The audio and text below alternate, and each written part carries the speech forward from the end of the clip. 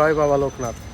এই মুহূর্তে আমি রয়েছি কচুয়াধাম। 2024 এসেছিলাম প্রথমবার, তারপর দ্বিতীয়বার 2026-এ। তো এখানে আপনারা এই মুহূর্তে কিভাবে আসবেন, এর কি পরিবর্তন হয়েছে এবং পুজো দেওয়ার সময় কি রয়েছে, ভোগ প্রসাদ কুপনের কী ব্যবস্থা, A to Z তুলে ধরার চেষ্টা করলাম এই ভিডিওতে। তবে চলুন শুরু থেকে শুরু করি। বাবার মন্দিরে ঢুকতে একটি তরুণ রয়েছে, জন্মস্থান পূর্ণতীর্থ কচুয়াধাম। তরুণের ভিতর দিয়ে এবার আমরা যাচ্ছি বাবার মূল মন্দিরে। আর যাওয়ার পথে বাঁদিকে রয়েছে একটি জলাশয়, আর এদিকটাও বেশ পরিষ্কার পরিচ্ছন্ন।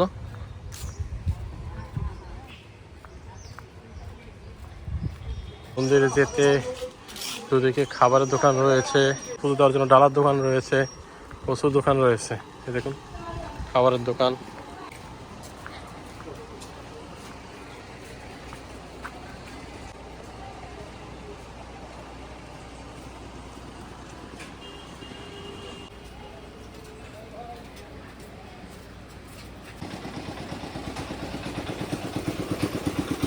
এবং লোকনাথ বাবার বিগ্রহ সহ শ্রীকৃষ্ণ ভোলানাথের বিগ্রহ প্রচুর পেয়ে যাবেন আর কি।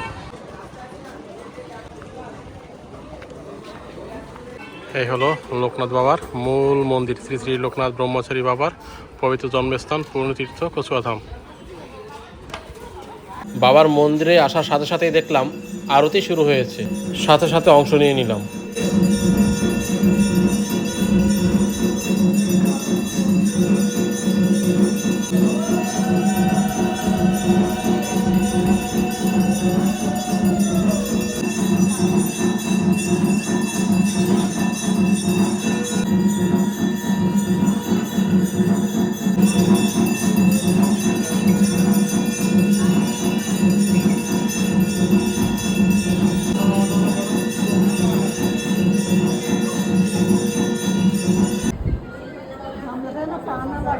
মন্দিরে এসে অঞ্জলি দিয়ে নিলাম।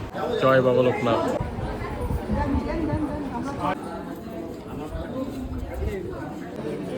এরপর আরতি শেষ হওয়া মাত্রই লাইনে দাঁড়িয়ে পড়লাম বাবার ভোগ প্রসাদ গ্রহণ করার জন্য।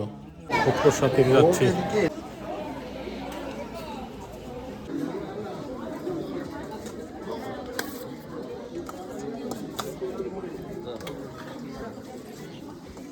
ভোগ প্রসাদ নিয়ে নিলাম। এবার বলে রাখি, মন্দিরে লোকনাথ বাবার পুজোর টাইম সমূহ। টাইম হলো সকাল 8টা থেকে দুপুর 12টা এবং বিকেল 3টা থেকে রাত 8টা পর্যন্ত। আর এই মন্দির মোটামুটি প্রতিদিনই খোলা থাকে।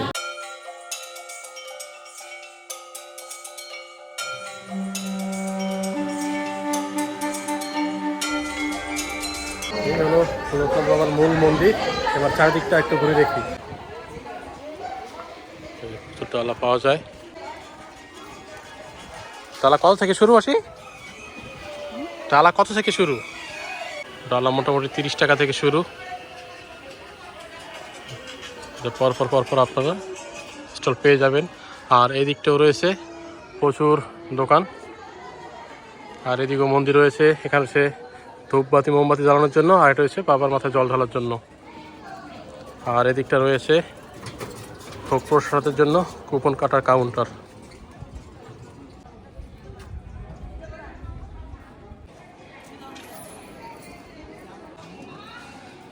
ভোগ প্রসাদের জন্য কুপন মূল্য হলো 50 টাকা, 80 টাকা। কুপন কাটার কিন্তু টাইম 9টা থেকে 12টা।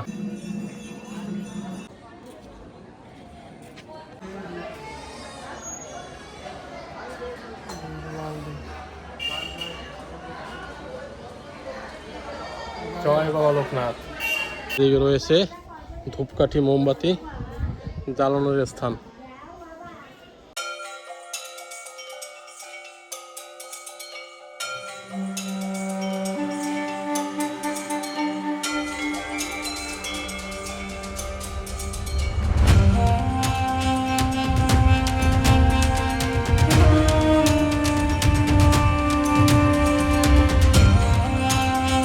যেহেতু আজকে শুক্রবার, সে কারণে ভক্তের সংখ্যা অনেকই কম। তবে শুক্র শনিবার এবং বাবার জন্মতিথি তিরোধান দিবসে প্রচুর ভক্তের সমাগম ঘটে এই কচুয়াধামে।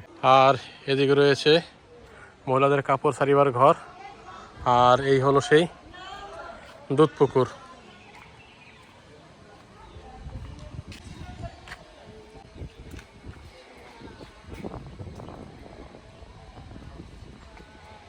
এই দুধ পুকুরের বিশেষ মাহাত্ম্য রয়েছে। এই দুধ পুকুর থেকেই লোকনাথ বাবা এবং তার বন্ধু বেনি মাধব 11 বছর বয়সে স্নান সেরে তার গুরু যে ভগবান গাঙ্গুলি রয়েছে তার সাথে যাত্রা শুরু করেছিলেন কালীঘাটের উদ্দেশ্যে।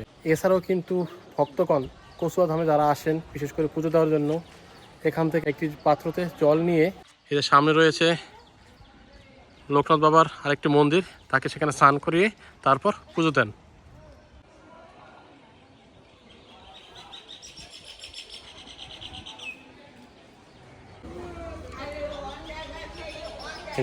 এখানে ঢুকে লোকনাথ বাবার বিগ্রহ রয়েছে।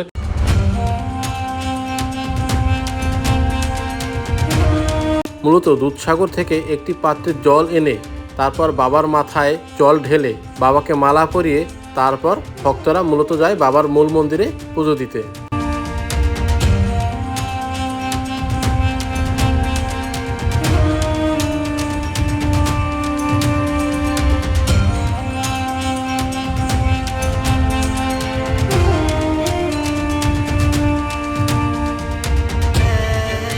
বাইরে থেকে আপনার ডালা নিয়ে আসতে না পারলেও এখানে কিন্তু আপনারা ফুল মালা এগুলো পেয়ে যাবেন এই আঙ্কেলের কাছ থেকে। এর মোটামুটি আমি অনেক বছর ধরে দেখছি এখানে।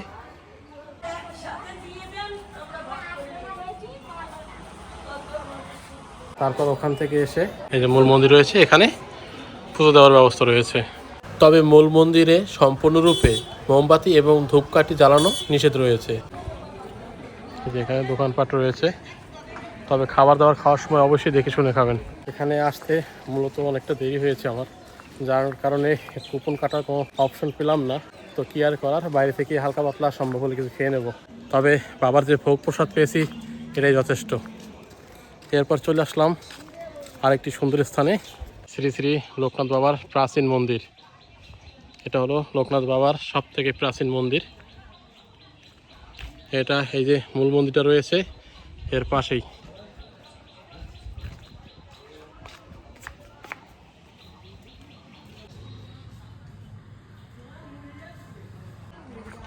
আর এই মন্দিরের পাশে রয়েছে পার্কিং প্লেস। যারা মূলত 2 চাকা কিংবা 4 চাকা নিয়ে আসবেন এখানে পার্কিংয়ের ব্যবস্থা রয়েছে। সেই চারটা আপনাদের সামনে তুলে ধরলাম।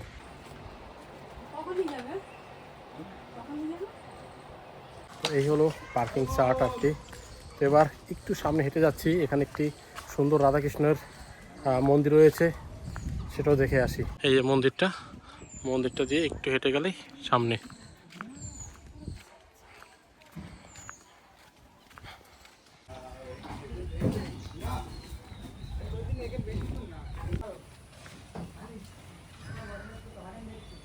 রাধাকৃষ্ণ মন্দির, যদিও আপাতত এখন বন্ধ রয়েছে, এখানে কাজ চলছে।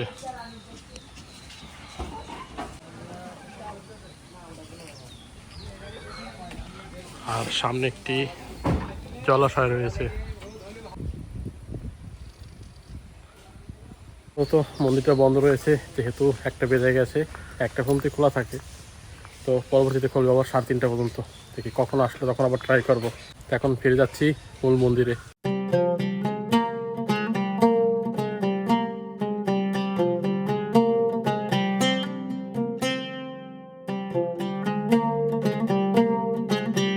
কচুয়া ধাম লোকনাথ মন্দিরের পাশাপাশি আপনারা দ্বাদশ কালীবাড়ি, রাধাকৃষ্ণ মন্দির এ সকলগুলো ঘুরে দেখতে পারেন। মোটামুটি একটা দিন কাটানোর জন্য কিন্তু বেস্ট।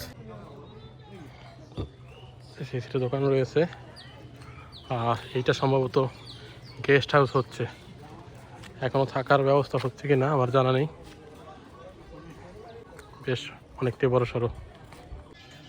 তো এবার পিছনের যে দোকান রয়েছে সেখান থেকে কচুরি খেয়ে নিচ্ছি 420 টাকা।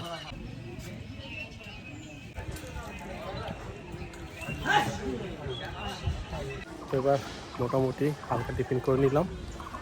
এবার চলুন দেখে আসি লোকনাথ বাবার যে বন্ধু বেনি মাধব তার জন্মভিটা। ঢোকার মুহূর্তেই তরুণের সামনেই রয়েছে বেনি মাধব লোকনাথ মিশন। এখান দিয়ে আমরা এবার ভিতরে যাচ্ছি। বেণীমাধব ছিল মূলত লোকনাথ বাবার বাল্যবন্ধু, যারা একসাথে সন্ন্যাস গ্রহণ করেছিল। এবার যাচ্ছি তার সেই জন্মভিটায়। কিছুটা দূর আসতে হবে একটু হেঁটে আর কি। কিছু দূর আসলেই পেয়ে যাবেন কচুয়া মিলনী সংঘের পূজা মণ্ডপ, সম্ভবত এটা দুর্গা দালান। এর পাশ দিয়ে যে রোডটা চলে গেছে এখান দিয়ে হেঁটে যাবেন। আর ডান দিকে পেয়ে যাবেন জলাশয়, আর বাদিকেই রয়েছে বেণীমাধবের জন্মস্থান অর্থাৎ জন্মভিটা।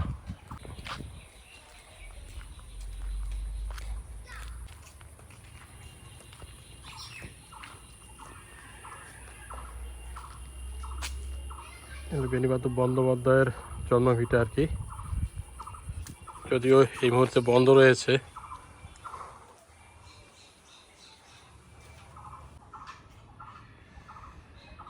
বেণীমাধব ও লোকনাথ বাবার বিগ্রহ রয়েছে, বেণীমাধবের ফটো রয়েছে আর কি।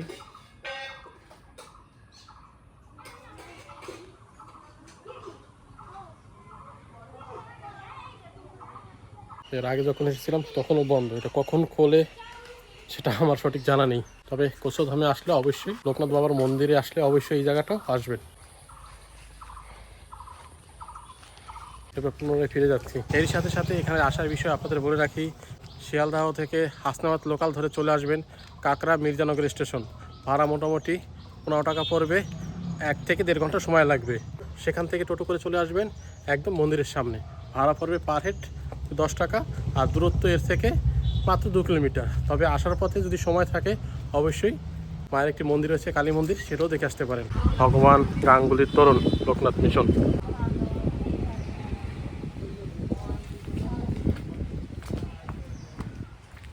এবার এই জায়গাটা দেখে নিই।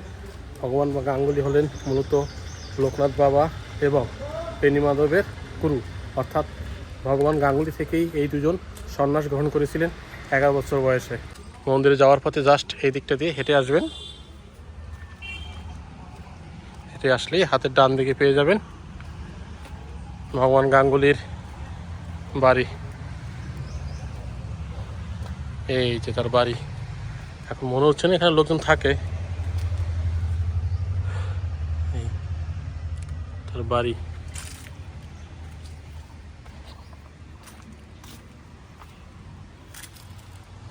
তেমন কিছুই দেখতে পাচ্ছি না, তবে আমার মতে এখানে আরেকটু সংস্কার করা উচিত। তবে বাড়ি এটা হলো তার মূল বাড়ি হিসাবে কিন্তু ধরা হয়। এই যে ভগ্ন অবস্থায় রয়েছে এই বাড়িটি, পরবর্তীতে এই বাড়িটি সম্ভবত নির্মাণ করেছে, কিন্তু তার মূল বাড়ি যেটা ছিল সেটা হলো এটা। লোকনাথ বাবার জন্মস্থান নিয়ে নানা তর্ক বিতর্ক থাকলেও ভক্তরা কিন্তু চাকলা ধাম এবং কচুয়া ধাম দুটো জায়গাতেই যায় প্রচুর পরিমাণে। তবে এটা নিয়ে একটি মামলা হয়েছিল আর কি, জন্মস্থান নিয়ে। সেখানে কিন্তু রায় হয়েছিল আদালত থেকে এই কচুয়া ধামেই বাবার জন্মস্থান। তো যাই হোক, চলুন এবার ফিরে যাই মূল মন্দিরে।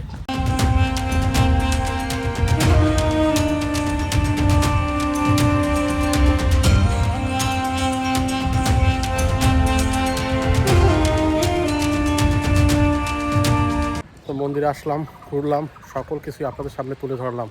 তো এখন যাচ্ছি দ্বাদশ কালীবাড়ি, সেখানে দেখি মায়ের দর্শনটা করা যায় কিনা।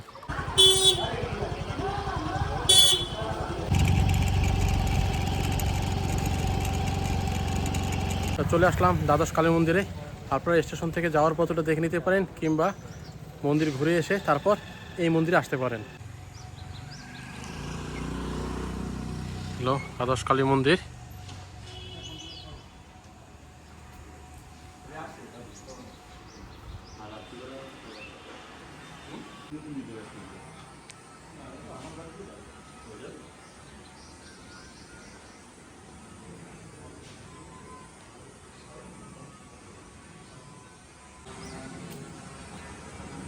প্রত্যেকটি মন্দিরে আর কি এভাবে শিবলিঙ্গ রাখা রয়েছে। এখানে 12টা মন্দির রয়েছে, সেই অনুযায়ী সম্ভবত নাম হয়েছে দ্বাদশ কালী মন্দির।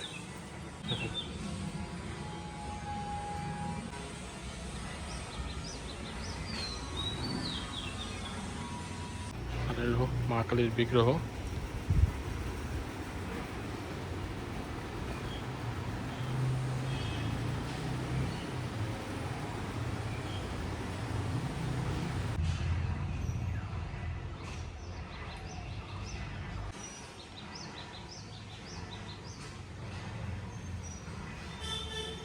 মন্দির দর্শন করে নিলাম, এখন ফিরে যাচ্ছি।